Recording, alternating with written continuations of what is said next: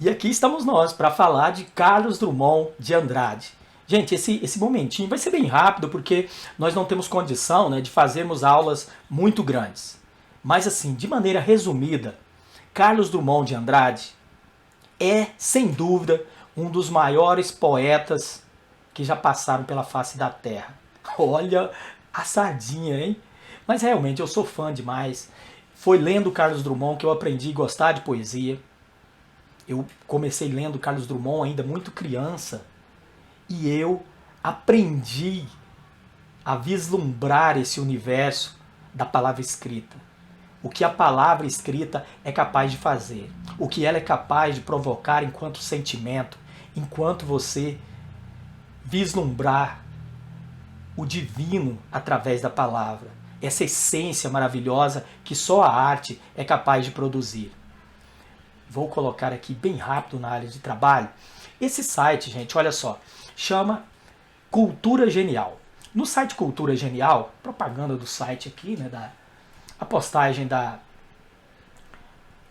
minha coleguinha das letras aqui, a Caroline Marcelo, ela fez essa separação de 25 poemas maravilhosos aqui de Carlos Drummond.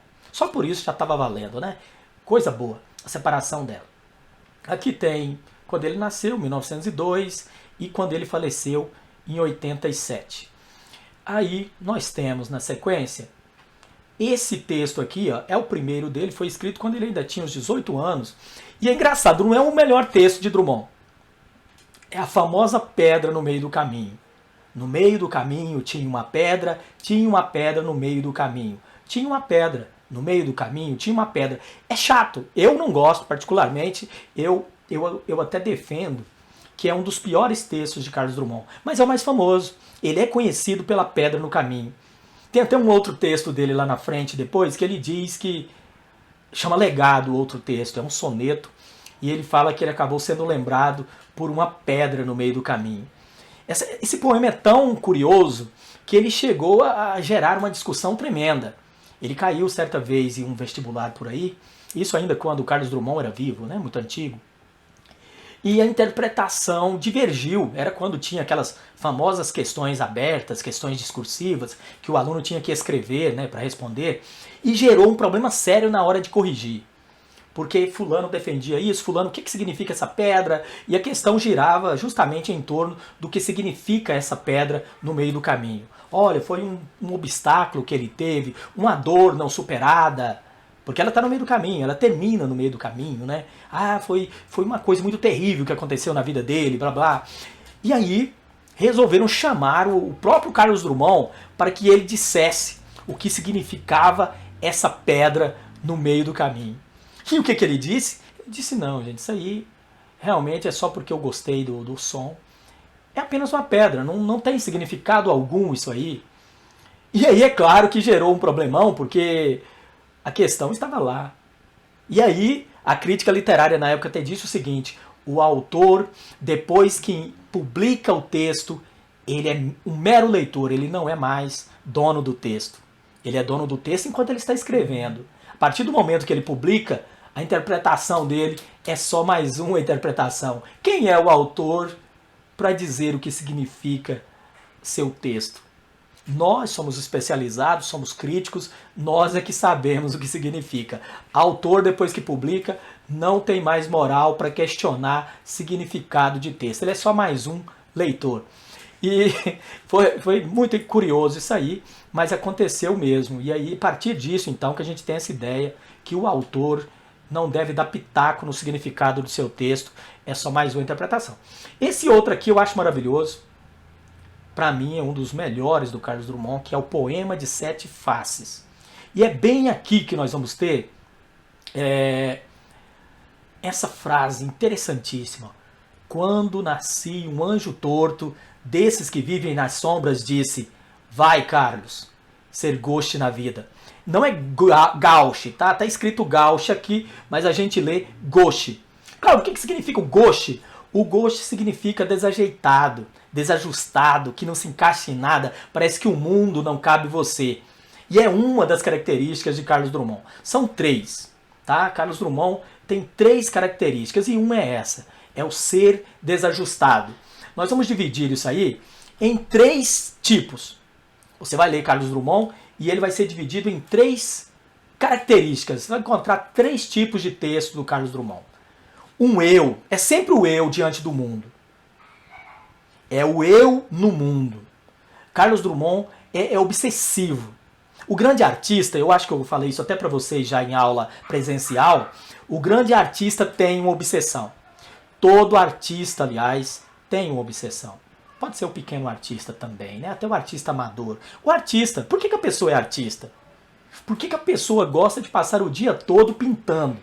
Tanta coisa para fazer na vida, mas ele gosta das cores. Ele tem fixação, fissuração. Ele consegue se expressar sentimento através das cores. Tanta coisa para fazer na vida e o sujeito gosta de batuque, ele gosta de música. E ele consegue tirar sentimento de todos esses barulhos que ele faz. Ele consegue tirar sentimento com a própria voz. É obsessivo. Todo artista tem uma obsessão. E aí, se você olhar qualquer outro, o escritor também, o poeta, se você olhar o dançarino, o bailarino, a bailarina, tem obsessão aí. Passar dia e noite treinando os movimentos no espaço, com o corpo, machucando o pé com aquela sandália terrível, para fazer uma apresentação diante de uma plateia. Artista tem obsessão. E Carlos Drummond não é diferente, é um grande artista. E a obsessão dele é o eu no mundo. O estar no mundo. E é de 3 tipos. Um eu menor que o mundo. Anotem isso. Um eu igual ao mundo. E um eu maior que o mundo. Entendeu essas 3 coisas, você já consegue ler qualquer texto do Carlos Drummond. Cláudio, como que é o eu menor que o mundo? O eu menor que o mundo é esse do Gauche, é aqui, ó, é o Gauche. Quando eu nasci, um anjo torto disse: vai, Carlos, ser Gauche na vida. Vai, Carlos, ser desajeitado na vida, vai lá, assim, não se encaixa em nada, vai. Você é o desajustado, Carlos. Você é menor que o mundo. É um complexo de inferioridade. O Gauche é esse complexo do eu diante do mundo. O mundo é muito grande. E aí tem até um pedacinho que ele diz isso, ó. Mundo, mundo, vasto mundo. Vou pegar bem aqui, olha aqui, ó. Mundo, mundo, vasto mundo. Se eu me chamasse Raimundo, seria rima, não seria solução. Mundo, mundo, vasto mundo. O mundo é muito grande, o seu eu é tão pequeno diante do mundo, você é uma formiguinha insignificante e você não se encaixa em nada. É esse eu. Tem livros e livros de Carlos Drummond, textos e textos, essa obsessão desse eu tão pequenininho diante do mundo. A segunda parte de Carlos Drummond, a segunda fase que a gente fala, Carlos Drummond tem 3 fases. A segunda fase é o eu igual ao mundo. No eu igual ao mundo, você já vai ter... Aqui tem um poema maravilhoso também, que é José. No eu igual ao mundo, vamos ver se tem um aqui bem legal, que está nessa posição. Chega um tempo em que não se diz mais, meu Deus, não é esse aqui. Essa aqui é a terceira fase, ó. Os amantes se amam cruelmente. Beijo dos domingos. Não, esse também não. Congresso do medo. Provavelmente não cantaremos o amor. Esse aqui é lindo, gente. Congresso Internacional do Medo. Quem não leu, leia. Esse poema é maravilhoso. É maravilhoso. E vamos ver aqui. Túmulos de flores medrosas. O medo grande dos sertões, dos mares, desertos. Não cantaremos o ódio. Esse é da segunda fase. Por que o eu é igual ao mundo? Ó, segunda fase do Drummond, ele teve fase. Ele era como uma metamorfose. Na segunda fase de Carlos Drummond, é esse eu, que é igual ao mundo. Por que ele é igual ao mundo? Porque ele sente. Se ele é igual ao mundo, se tem dores pelo mundo, ele sente, porque ele é igual ao mundo.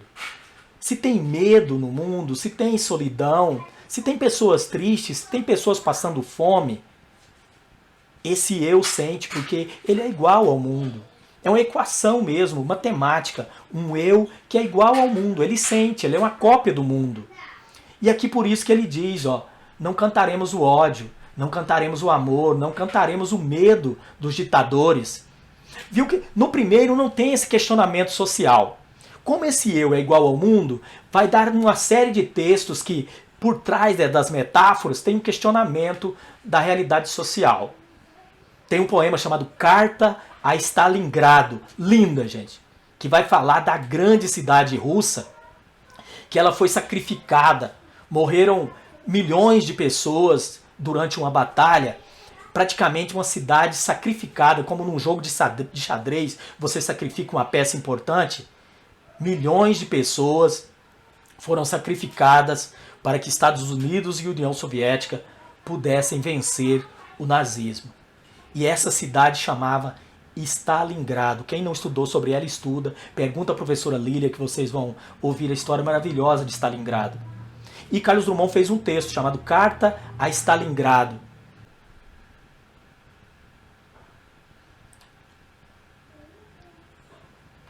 E a terceira? A terceira, cadê? Ah, aqui também é o sentimento do mundo, já diz. É um eu igual ao mundo. A terceira fase, o tempo ali já está corrido, não estou... Mãos dadas, vamos de mãos dadas. Não, se é de mãos dadas ainda é, né, essa coisa social.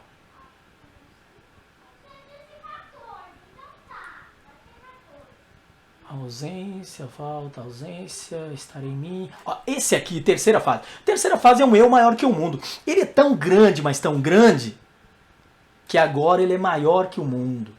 Maior que o mundo por quê? Porque ele consegue sair fora e apenas observar. Ele é capaz de refletir sobre a vida, sobre a morte, sobre a própria ausência de você em si mesmo. Uma grande filosofia. Então, as três fases são essas. Primeira, um eu que se sente pequeno diante do mundo. Segundo, um eu que se sente tão igual ao mundo que ele sente as dores dele, é poema de cunho social. E o 3 é um eu mais filosófico, ele é maior que o mundo, ele é tão grandioso que ele consegue pensar as coisas. Ele consegue refletir filosoficamente sobre a vida, sobre a morte, sobre o mundo e etc. Para entender a primeira, é só lembrar do Ghosh. A segunda, lembra da questão social. A terceira vertente, lembra de questão filosófica. Ghosh, desajustado, social, filosófico. E aí você vai conseguir entender Carlos Drummond de Andrade.